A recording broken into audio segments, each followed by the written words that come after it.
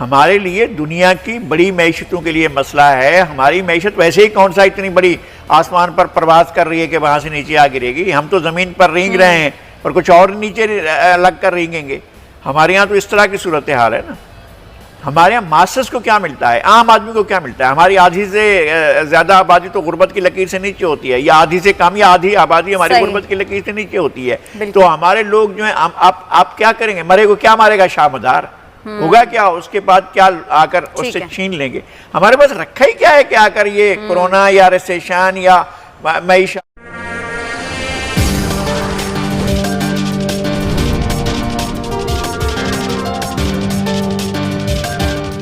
Programme में हम बात करेंगे कोरोना वायरस की ही। कोरोना वायरस जिसने दुनिया भर को अपनी लपेट में ले रखा है और पाकिस्तान में भी कोरोना वायरस के केसेस की तादाद में बहुत तेजी से इजाफा हो रहा है। लेकिन इस वक्त हर तबका फिक्र से ताल्लुक रखने वाला इंसान ये सोचने पर मजबूर है कि जब कोरोना से निजात मिलेगी तो उसके बाद मईशत का क्या हाल होगा, क्योंकि दुनिया के बड़े बड़े ममालिक की मईशतें इस वक्त तबाह हो चुकी हैं। तो पाकिस्तान तो एक थर्ड वर्ल्ड कंट्री है, तो इसकी मईशत का क्या होगा जब हम कोरोना से निकलेंगे।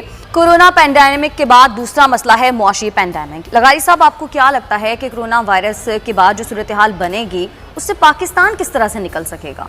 कोरोना और इकोनॉमी, रशिया का क्या बड़ा सवाल हो सकता है। कोरोना और इकोनॉमी, यूरोप का किसी भी मुल्क का, इटली का, स्पेन का, फ्रांस का, बरतानिया का, जर्मनी का, किसी भी मुल्क का क्या सबसे बड़ा सवाल हो सकता है? वो यही है, हम लोग तो बहुत गरीब और छोटी इकोनॉमी वाले मुल्क हैं। जिन मुल्कों में खरबों के हिसाब से पैदावार करने और बिजनेस करने वाले ममालिक हैं, जिनकी इकोनॉमीज़ पाकिस्तान से कई गुना ज़्यादा बड़ी हैं और उनका हुजम बहुत बड़ा है, वो बैठ रही हैं। तो ऐसी सारी सूरत हाल में हम कहाँ खड़े होंगे? मेरा ख्याल है कि एक गरीब के लिए गुर्बत के अलावा और कोई चीज़ ख़तरनाक नहीं हो सकती है। ऐसा ही है। तो हमारी आबादी सफ़र करती है, करती रही है और शायद कर भी लेगी।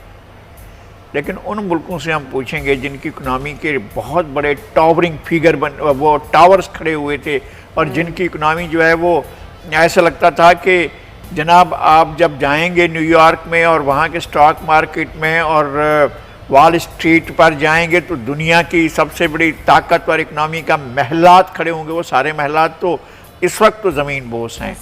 और यही हाल है, आप अगर चले जाएं पेरिस में लॉ डिफेंस के इलाके में या दूसरे इलाकों में चले जाएं तो पता चलेगा कि जनाब बैठ चुका है।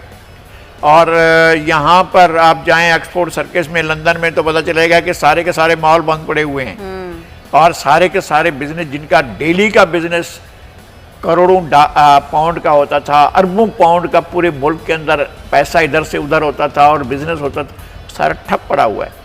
तो हमें डर है, बहुत बड़ा डर है और बहुत बड़ा, लेकिन हमें कोरोना से बड़ा डर है। इकोनॉमी तो हमारी यही है, माइनस में जाने के बाद भी हमारी आबादी की यही होगी ना, कुछ लोगों की और मुलाजमतें ख़त्म हो जाएंगी।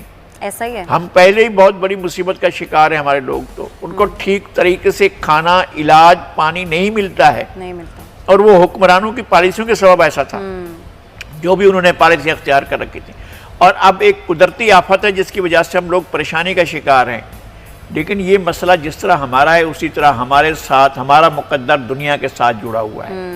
और जो निज़ाम इस बीमारी को कंट्रोल नहीं कर पा रहा है, उस निज़ाम के साथ देखना है कि वो निज़ाम किस तरह से चलेगा।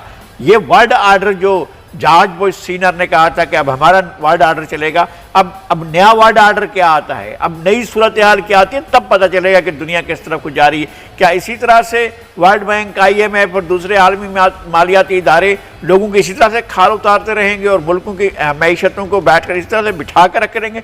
नहीं चलेंगे। अब इन इदारों की भी अपनी उस पर सवालिया निशान है कि वो खुद कैसे आगे बढ़ते हैं। और लगाई साहब, हमारी हुकूमत की जानिब से सनती इदारों के मालिकान को ये कहा गया है कि वो अपने लोगों को तनख्वाह दें, लेकिन वो भी अपनी जगह सही हैं। वो कहते हैं जब कारोबार नहीं चलेगा तो हम कितना टाइम तनख्वाहें दे सकेंगे? ये सही है कि बाज़ इदारे जो हैं वो मुतासर हुए हैं। हम अपने इदारे की बात कर लें पहले, इसलिए कि हमारे इदारे को तो एक कार्टलाइजेशन जो है वो इश्तिहारात या जो हमारे वसाइल नहीं करने देती है, और हमारी इंतज़ामिया की ये एक बहुत बड़ी कामयाबी है कि वो लोगों को साथ लेकर चल रहे हैं। लेकिन जिन इदारों ने 72 साल कमाया और इमारतें खड़ी कर दी, उनकी दौलत दुनिया भर में फैली हुई है, क्या लोगों को तनख्वाह नहीं दे सकते? क्या आप उन इदारों की बात करें जिनके करोड़ों के अरबों के असासे हैं, वो लोगों को तनख्वाह नहीं दे सकते? तनख्वाह का उनका वॉल्यूम ही कितना होता है? ऐसा ही है। एक सेठ कह रहा था कि जनाब कितना इस दफा का हमारा कितना हुआ है, हमने कितनी रिकवरीज की हैं? कहा कि जनाब 1 अरब और 80 करोड़ हुई। उन्होंने कहा मुझे भिजवा दो। उन्होंने कहा सर इसमें 6 करोड़ रख लेते हैं तनख्वाहों के लिए। उन्होंने कहा छोड़े तनख्वाहों की बातें, मुझे भिजवा दो। तो जिनके माहाना रेवेन्यूज इतने जमा होते हों और वो 6 करोड़ तनख्वाह भी ना देते हों, तो फिर इसका मतलब ये है कि तनख्वाह हैं बाज़ इदारे जो तनख्वाह नहीं दे सकते, लेकिन बाज़ इदारे ये हैं कि वो कई बरस तक भी तनख्वाह दे सकते हैं। हमारे लिए दुनिया की बड़ी मैशतों के लिए मसला है। हमारी मैशत वैसे ही कौन सा इतनी बड़ी आसमान पर प्रवास कर रही है कि वहां से नीचे आ गिरेगी। हम तो ज़मीन पर रेंग रहे हैं और कुछ और नीचे लग कर रेंगेंगे। हमारे यहाँ तो इस तरह की सूरत हाल है ना। हमारे यहाँ मास्टर्स को क्या मिलता है, आम आदमी को क्या मिलता है? हमारी आधी से ज़्यादा आबादी तो गुर्बत की लकीर से नीचे होती है, या आधी से कम, या आधी आबादी हमारी गुर्बत की लकीर से नीचे होती है। तो हमारे लोग जो है आप क्या करेंगे? मरे को क्या मारेगा शाहमदार? होगा क्या? उसके बाद क्या आकर उससे छीन लेंगे? हमारे पास रखा ही क्या है कि आकर ये कोरोना या रिसेशन या मईशत आकर हमारा गला घोंट देगी? सही भाई, इसमें भी अगर किसी गले पर बोझ पड़ेगा तो हमारे उस सेठ और सनतकार या बड़े कारोबारी या बिजनेसमैन या हुकूमत, उनके ऊपर पड़ेगा। आम आदमी बेचारा 2 रोटियां खाता था, 1 रोटी खा लेगा। तो इस तरह होता है। मुतासर किसने होना है? जाहिर है जिनके बड़े बिजनेसेस हैं, जिनके बड़े कारोबार हैं। मैशत तो उसी को कहते हैं ना। हमारी मैशत, हमारी आम आदमी की तनख्वाह को या आम आदमी की जो सूरत हाल है उसको मैशत थोड़ी कहते हैं। अच्छा, हम खुश हैं कि हमारे यहाँ कम है, लेकिन हमारे यहाँ कम इसलिए हैं कि हमारे पास चेक करने की सलाहियत इतनी है नहीं। अगर हमारे पास रोज़ाना इतनी लाखों की तादाद में हम भी लोगों को चेक करने जाएं तो मालूम होता जाएगा। जिस तरह से ये बता रहे हैं हमारे चीफ मिनिस्टर के भी इतने करते हैं और इतने आदमी उसमें से निकल आते हैं पॉजिटिव। तो अगर इसी तरह से अब इसको हम मल्टीप्लाई करते जाओ तो हमारे यहाँ भी इसी तरह से हो जाएगा। और हमें क्या पता है कि हॉस्पिटल्स में या घरों में जो लोग फौत हो रहे हैं कि वो किस चीज़ से फौत हो रहे हैं, कोरोना से फौत हो रहे हैं या किसी और बीमारी के सबब। तो हमें इस सूरत हाल का पता नहीं है। दुनिया एक बहुत बड़े, अगर ड्रामा होता तो सिर्फ हमारे साथ ना होता ना, अमेरिका के साथ क्यों हो रहा है? फिर जो दुनिया को चलाने वाला मैकेनिज्म दुनिया का जो है वो यूनिपोलर वर्ल्ड बनकर बैठे हुए थे और कहते हैं हम दुनिया चला रहे हैं। जो दुनिया चला रहे हैं, जो ममालिक जो सारी दुनिया की मैशत को कंट्रोल करते हैं, वो ममालिक खुद इस बहरान का शिकार हैं। तो वो सिर्फ इसलिए तो नहीं कह रहे हैं पाकिस्तान वाले लोग जाकर घरों में बैठ जाएं। सही, जाहिर एक सूरत हाल है ऐसी, और इसी सूरत हाल में हमें रास्ते निकालने। सही है। अच्छा लगाई साहब, मुल्क भर में एहसास प्रोग्राम के तहत इमदादी रकम की तकसीम जारी है, तो लगाई साहब इस चीज़ को तो हमें अप्रिशिएट करना चाहिए ना कि हुकूमत की जानिब से अच्छा इनिशिएटिव लिया गया है, क्योंकि जिसको रकम मिल रही है वो बहुत खुश है। बिल्कुल ऐसा है। मैं ये कह रहा हूँ कि जिनको नहीं मिली है उनको मिलनी चाहिए, जिनको मिल रही है उनको हुकूमत ने एक बहुत अच्छा इक़दाम किया है कि इस दर्द को महसूस किया है और हुकूमत वाकई लोगों की मदद कर रही है। लोग जो हैं वो ले रहे हैं, लेकिन अगर इंतज़ामात और अच्छे हो सकते हैं तो ज़रूर किए जाएं ताकि हुजूम न बने और लोगों को जो है वो रकम भी मिल जाए।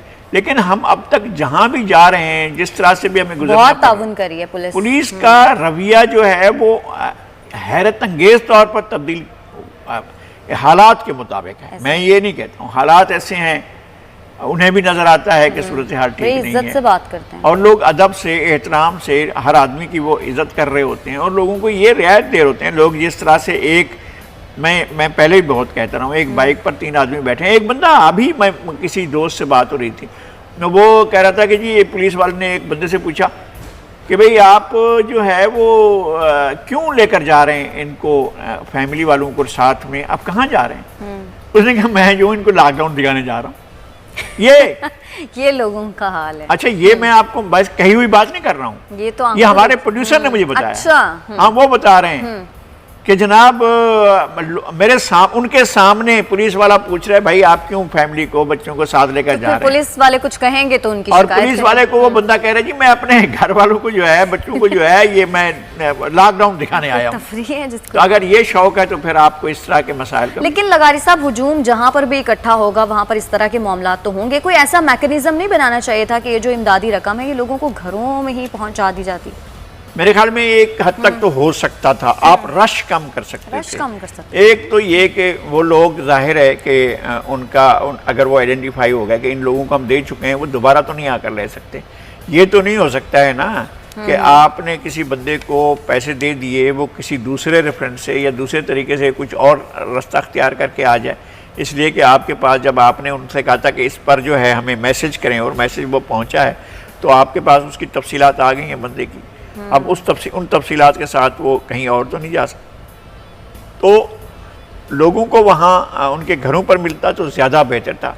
लेकिन हमें ये भी ज़रूर सोचना चाहिए कि हम थर्ड वर्ल्ड के एक मुल्क हैं, हमारे पास हमारा स्ट्रक्चर बहुत पसमानदा है, हमारे इदारे बहुत पसमानदा हैं, हमारे यहाँ इदारों के अंदर कुछ जिद्दत नहीं आई है, हमारे यहाँ तमाम किस्म के जो सिस्टम्स हैं वो सारे के सारे कॉलोनियल दौर के हिसाब से चलते हैं। तो हम उनसे ये जो जदीद दुनिया के कंप्यूटर